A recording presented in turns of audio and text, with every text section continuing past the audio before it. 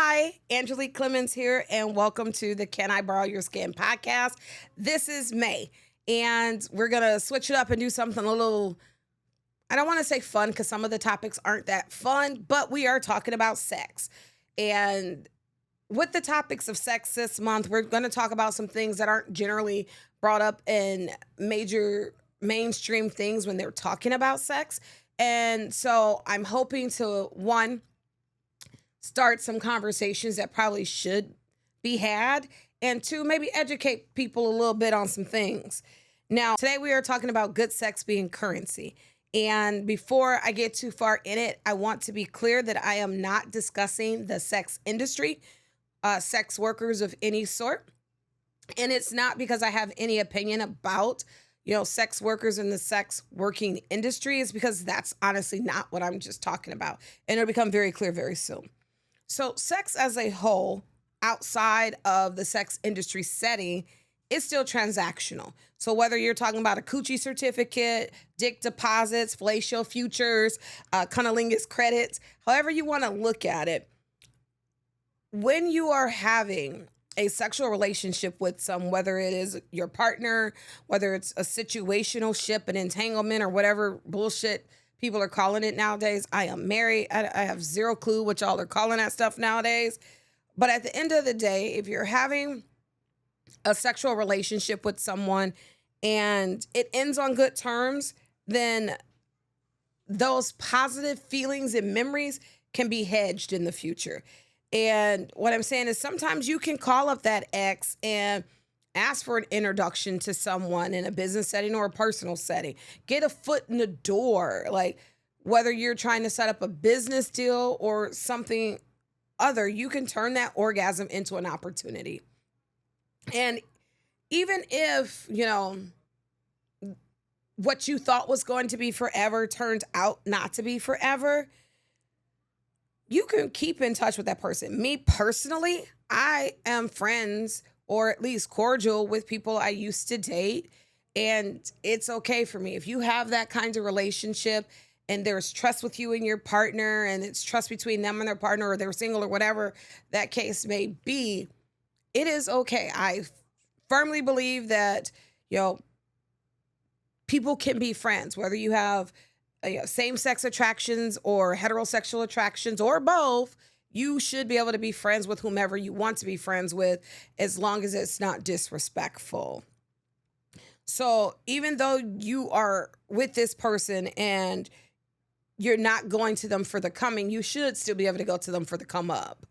Because at the end of the day, when relationships don't end badly and you don't hate that person that you betted, why can't you turn a friendly relationship into something that can help you move forward?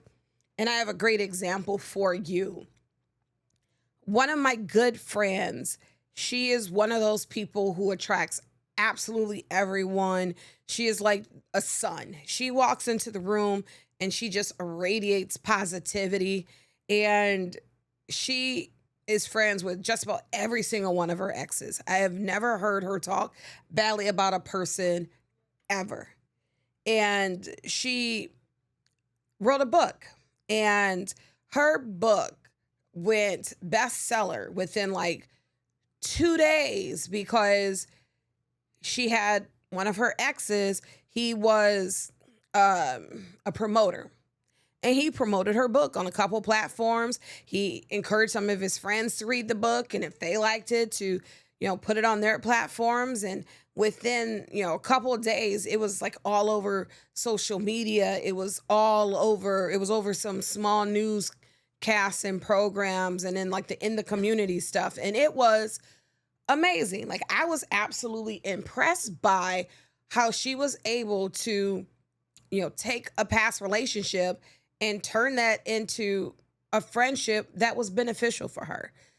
She hadn't dated that person in over a decade, but he was still looking out for her and vice versa. She helped him with some stuff. He was trying to learn how to garden, I believe, because he became a single dad and he was having a difficult time, and his daughter really wanted to learn how to plant flowers that her mom loved because they had like this huge flower bed that wrapped around their house. And I know this because she is not a gardener, but I am. And she's like, I need you to come help me with a bulb. And I'm like, a bulb?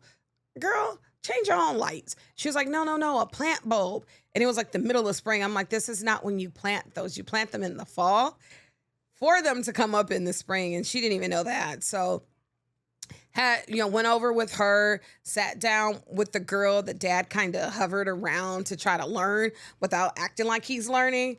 And, had her pick out her favorite flowers, designs, like how she wanted to look in terms of color and height, and, figured out what kind of pests they had in their neighborhood. So I know what I needed to put down when we planted the bulbs, because if you garden, you know that when you put the bulbs in the ground, it's that time where a lot of foraging animals are looking for what they're going to put away for the winter. And they love bulbs. Bulbs are high in nutrition. And so as soon as you plant them, if you don't put down the correct deterrent, they will dig them up and your whole garden is gone. So anyway, we planned out this entire garden, went with her in the fall, like early September, and helped her plan everything, explained to her what we were doing and why we were doing it.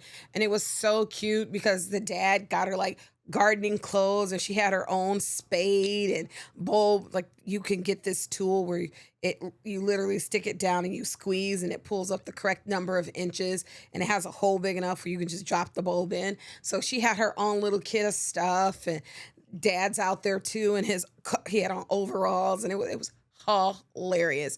And so the four of us are out there, and we're planting all of our stuff, and we get everything planted, put down some bone meal, keep away all the rodents, and put down some deterrent granules because they also had cats in the neighborhood, some peppers and everything. And so got everything planted. She was so excited. And then as soon as the stuff started to sprout, and late March, early April, my friend contacted me and said, thank you. I'm like, you're welcome. She goes, no, seriously, thank you. And she sent me a flood of pictures, because every other day, this girl was out there with a ruler saying, it came up another half an inch. And by the time everything bloomed, like it was absolutely gorgeous. I got a video of her skipping around her yard, talking about this was mom's favorite flower. This was her favorite color, this, that, and the third.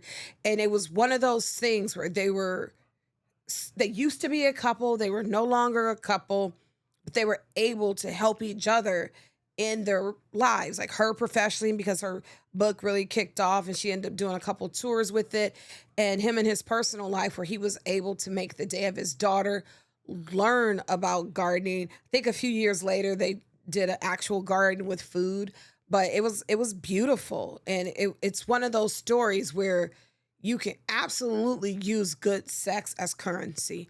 And, I'm sure it's, useful in other ways. I understand that there are some people that do it disrespectfully and things of that nature. And I do know there's some people that, just do the friends with benefits kind of thing. I'm also not talking about that.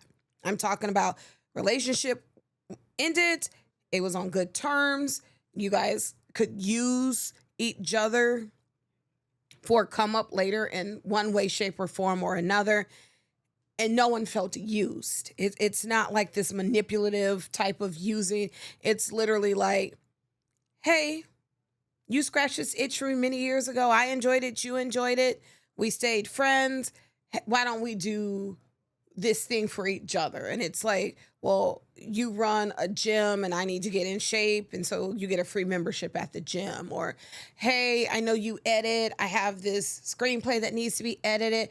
Can you point me in the right direction of someone who can do it economically, or can you do it? It's that sort of thing. It's like using this network of people that you've gained, or persons, whatever, I don't know how many people you slept with, but using this network to assist you moving forward in one area of your life or another, because you had a good time at some point in time in your life. It's amazing. Like, so don't discount if you are one of those people who are able to end relationships on good terms, and you have this ability to help someone, or they have an ability to help you. Why not use your good sex as currency? See if you can cash in those dick deposits or those coochie credits, whatever, and have yourself a good time while doing it. Well, not like that though. Yeah. Anyway, not like that. I mean, like, have a good time with your next endeavor. either way, hopefully you are going to enjoy May. We're going to cover a lot of other topics. And the reason why I think this is a topic that actually should be covered is I don't think a lot of people understand that the reason why some people are helping them is because of a past relationship, and that it's okay. Like, I think that it is looked at as taboo to, one, remain friends with your exes. I don't understand why that's taboo. If you ended on good terms and there was no reason for you to be disparaging to this person, why wouldn't you be able to be friends with them? And two, being able to utilize that friendship like you would with your best friend. I think that those are all understandably good things. So we're going to touch on a lot of cool things, in my opinion, here in May. Hopefully you enjoy them too. Put down in the comments where you've used one of your credits or your deposits to help move yourself forward in something, whether it's personal or professional, or if you have a question of whether or not you should. Because, every once in a while, thinking about using that credit might be a little and we can help you with that. Down in the comments. Thank you so much. Like, subscribe, and follow. Bye.